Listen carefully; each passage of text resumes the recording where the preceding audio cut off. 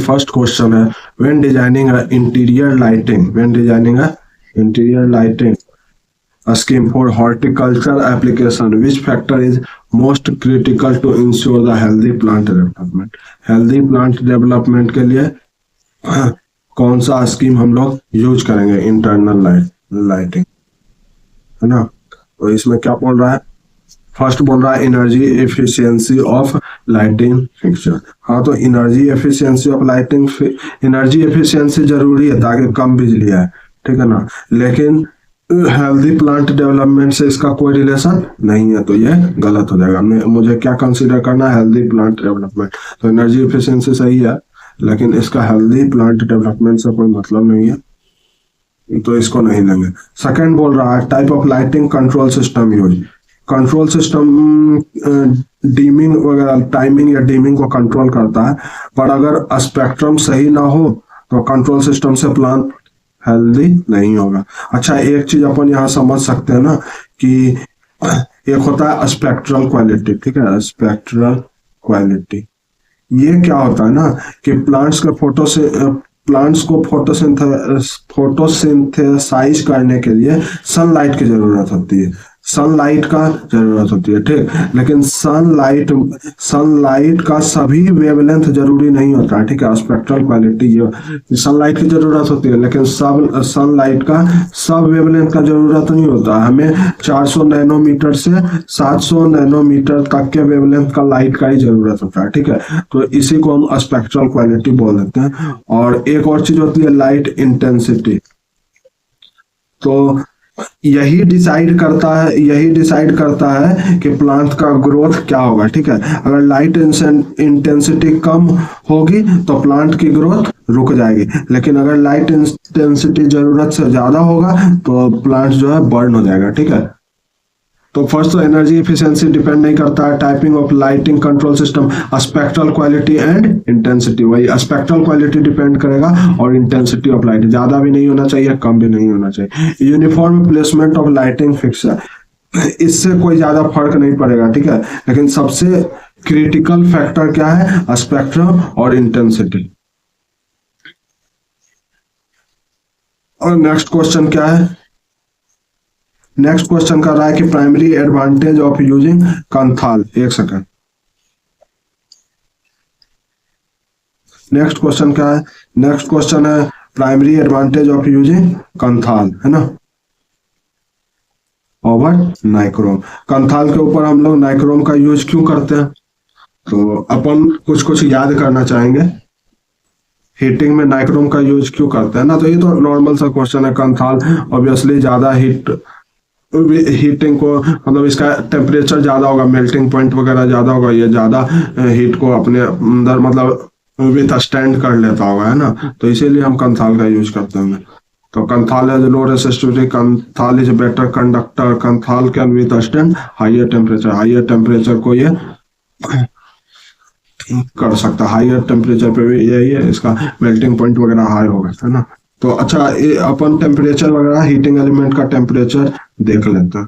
तो इसमें लो and medium में देखते हैं। लो एंड मीडियम टेम्परेचर कहाँ तक होता है? अप टू 1200 तक होता है, ठीक है। इसमें फर्स्ट क्या रखेंगे? यूरेका को देखेंगे, यूरेका और कॉन्स्टेंटन कितना होता है इसमें? कॉपर कितना होता है? 55, और निकल कितना होता है? 45, है ना। Copper nickel constantan, copper nickel ऐसे याद रखेंगे। कितना टेम्परेचर ये विथ स्टैंड होता है? 400 डिग्री सेल्सियस था। सेकंड क्या है? सेकंड होता है नाइक्रोम, जो अभी हमने पढ़ रखा। इसमें क्या क्या होता है? निकेल और क्रोमियम, 80% निकेल और प्लस 20% क्रोमियम, है ना। इसका टेम्परेचर कितना होता है? Up to 1150 degree Celsius. Third क्या होता है? जो अभी हमने पढ़ा था, कंथाल। इसका टेम्परेचर, अच्छा, इसमें क्या क्या होता है? इसमें आयरन होता है 70%, क्रोमियम होता है 25%, और क्या होता है? अल्युमिनियम होता है 5%, ठीक है। इसका temperature up to 1200 degree Celsius, है ना। अब ये लो एंड मीडियम हो गया। अब हाई टेम्परेचर में क्या क्या होता है? हाई टेम्परेचर में इसमें होता है ग्रेफाइट। इसका कितना होता है? 3000 डिग्री सेल्सियस। ये सब याद कर लेना दोस्तों, ये सब एग्जाम में आता है। टंगस्टन क्या होता है? 2000 डिग्री सेल्सियस इसका होता है टेम्परेचर, है ना। फिर एक होता है मोलिब्डेनियम, मोलिब्डेनियम रेसिस्टर, इसका कितना होता है? 1650। और एक होता है SiC, सिलिकॉन कार्बाइड, इसका कितना होता है? Up to 1500 degree Celsius. सब याद कर लो, ठीक है। चलिए आगे चलते हैं। नेक्स्ट क्वेश्चन कर रहा है what specific binding fault is most effectively growler test से क्या किया जाता है? तो ये क्वेश्चन आजकल आ रहा है। ग्रोलर टेस्ट से क्या किया जाता है? ग्रोलर टेस्ट से इंटरटर्न शॉर्ट सर्किट, जो भी आर्मेचर में जो वाइंडिंग होती है उसका इंटरटर्न शॉर्ट सर्किट को मेजर किया जाता है, ठीक है, ग्रोलर से। अब ऑप्शन देख के भी लगा सकते हैं। चलिए आगे चलिए। What does field failure in a synchronous generator primarily refer to? Field failure क्या रेफर करता है? अरे field failure हो जाएगा तो एक्साइटेशन ही खत्म हो जाएगा, है ना, सिंक्रोनस जनरेटर में। और अगर सैलिएंट पोल है तो वो किसके तरह रिलक्टेंस टॉर्क प्रोड्यूस करेगा, है ना, और रिलक्टेंस टॉर्क से प्रोड्यूस करेगा। और अगर वही है, और सिलेंड्रिकल में क्या होता है? इलेक्ट्रोमैग्नेटिक होता है। सैलिएंट में क्या होता है? Reluctance plus electromagnetic. तो क्या होगा? फील्ड फेल्योर की वजह से ओवर हीटिंग ऑफ जनरेटर नहीं होगा, mechanical failure, loss of DC excitation supply to rotor field, यही होगा। हाँ, तो चलिए नेक्स्ट क्वेश्चन देखते हैं। ये कह रहा है कि असर्शन और रीजन का क्वेश्चन दे रखा है कि over current protection is generally not used for primary protection. हाँ, तो बिल्कुल सही है। प्राइमरी प्रोटेक्शन के लिए हम लोग यूज नहीं करते हैं। प्राइमरी प्रोटेक्शन के लिए क्या यूज करते हैं? प्राइमरी प्रोटेक्शन के लिए यूज करते हैं हम लोग डिफरेंशियल। प्राइमरी प्रोटेक्शन में क्या यूज करते हैं हम लोग? डिफरेंशियल प्रोटेक्शन, डिफरेंशियल प्रोटेक्शन, इसी को मर्ज प्राइस भी करते हैं ना। और ओवर करंट प्रोटेक्शन का यूज हम कहाँ करते हैं? बैकअप में यूज करते हैं, बैकअप प्रोटेक्शन, बैकअप, ठीक है, बैकअप प्रोटेक्शन के लिए इसको हम यूज करते हैं। तो प्राइमरी प्रोटेक्शन के लिए डिफरेंशियल और ओवर करंट प्रोटेक्शन को बैकअप में यूज करते हैं। तो ये स्टेटमेंट बिल्कुल सही है। ये बोल रहा है प्राइमरी प्रोटेक्शन में नहीं यूज करते हैं, सही। सेकंड स्टेटमेंट बोल रहा है alternator have large short circuit current that can be sustained for long duration without, कर रहा है large short circuit, alternator have large short circuit current, ठीक है, और वो विद स्टैंड हो, मतलब सस्टेन कर ले रहा है लंबे समय के लिए विदाउट डैमेज। तो ये स्टेटमेंट फॉल्स है, ठीक है। लॉन्ग ड्यूरेशन के लिए सस्टेन नहीं करेगा, उसका वाइंडिंग डैमेज हो जाएगा हीटिंग वगैरह से। और अल्टरनेटर में हाँ लार्ज शॉर्ट सर्किट करंट होता है, लेकिन कब? सब ट्रांजिएंट स्टेट में होता है, लेकिन समय के साथ आर्मेचर रिएक्शन के वजह से शॉर्ट सर्किट कम होता जाता है, और वो इतना कम हो जाता है नॉर्मल करंट से भी कम हो जाता है, तो वो कम हो जाता है। और ये तो स्टेटमेंट ऐसे भी गलत है। और ये भी कह रहा है कि लॉन्ग ड्यूरेशन तक सस्टेन हो जाएगा, तो ये पॉसिबल नहीं है। उसका बाइंडिंग बर्न हो जाएगा। तो A is true, R is false. चलिए नेक्स्ट क्वेश्चन पे चलते हैं। नेक्स्ट क्वेश्चन है for RL series circuit V10 volt, ठीक है, V10 वोल्ट दिया है, 2 ओम दिया हुआ है रेसिस्टेंस, एंड VR मतलब ये वोल्टेज दिया हुआ है 6 वोल्ट, ठीक है। Calculate circuit current and inductor voltage, मतलब एक इंडक्टर भी लगा हुआ है, और इसका VL फाइंड करने बोल रहा है, ठीक है। तो देखो ये VL मालूम है, ये VR मालूम है, तो अपन यहां से इसका VL निकाल लेंगे, है ना। तो इसका VL हो जाएगा VR का स्क्वायर, सॉरी V का स्क्वायर माइनस VR का स्क्वायर, है ना। तो ये कितना हो जाएगा? 10 का स्क्वायर 100, और ये 2, ये कितना हो जाएगा? 6 का माइनस 36, तो ये हो जाएगा √64, तो 8 वोल्ट। कितना हो जाएगा? 8 वोल्ट, 8 वोल्ट, 3 वोल्ट, 3 वोल्ट, ये दोनों, ठीक है। Now we have to find the current, तो करंट इसमें निकालना है, ठीक है, करंट इसमें निकालना है। तो अगर हम देखते हैं तो मेरे पास 6 वोल्ट है, और ये इसका रेसिस्टेंस भी दिया हुआ है, तो हम करंट को इजीली निकाल सकते हैं ना। 6/2 = 3 एम्पेयर। ये मत सोचना कि मेरे को पूरा रेसिस्टेंस चाहिए, इसका भी नहीं, रेसिस्टेंस करंट तो इसमें भी सेम होगा, इसमें भी सेम होगा, पूरे सर्किट में सेम होगा, तो इजीली हम यहाँ से फाइंड आउट कर सकते हैं। तो आंसर कौन सा हो जाएगा? 3 एम्पेयर। नेक्स्ट क्वेश्चन पे चलते हैं। नेक्स्ट क्वेश्चन है what does luminous flux represent in lightning system. Luminous flux क्या रिप्रेजेंट करता है? तो हम लोगों ने पढ़ रखा है कि ल्यूमिनस फ्लक्स क्या होता है? लाइट इमिटेड पर सेकंड। ल्यूमिनस फ्लक्स क्या होता है? लाइट इमिटेड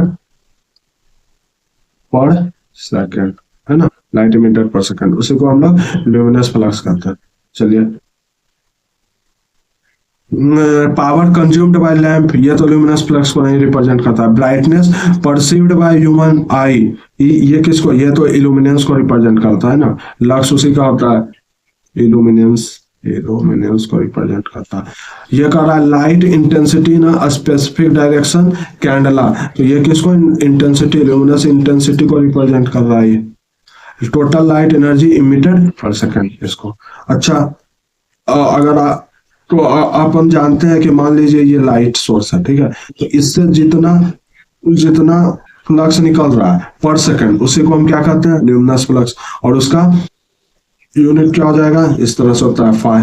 और अब देखो ये एक पर्टिकुलर डायरेक्शन में जा रहा है, ठीक है, पर्टिकुलर डायरेक्शन में जा रहा है, तो luminous flux per unit solid angle, per unit solid angle, उसको क्या कहते हैं, ल्यूमिनस इंटेंसिटी। इसका क्या होता है, ल्यूमन पर स्टेरेडियन होता है, ठीक है, और इसी को क्या कहते हैं, कैंडेला कहते हैं। और एक इल्यूमिनेंस होता है, इल्यूमिनेंस का यूनिट क्या होता है, लक्स होता है, ल्यूमन पर मीटर स्क्वायर, है ना। चलिए आगे चलते हैं।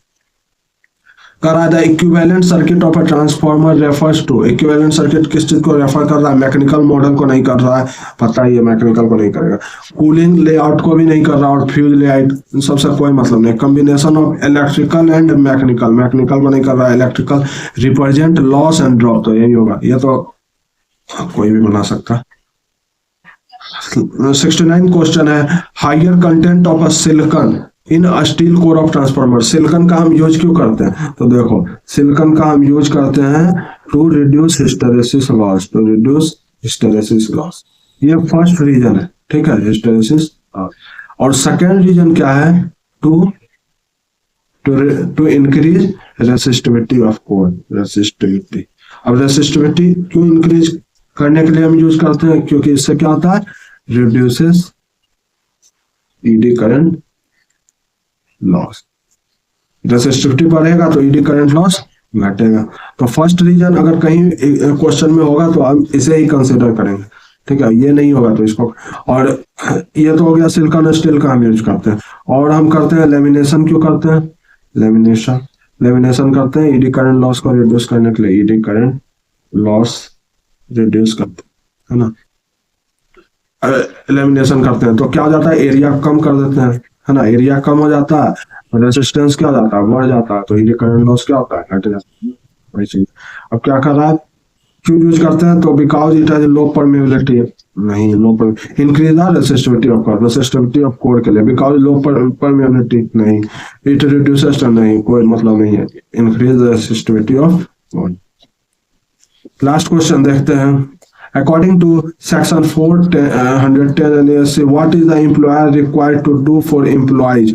एम्प्लॉयर को एम्प्लॉय के लिए वर्किंग एनवायरनमेंट में काम करने के लिए क्या करना चाहिए, वही है, ensure they work independently, increase their work hours, दोनों नहीं होगा।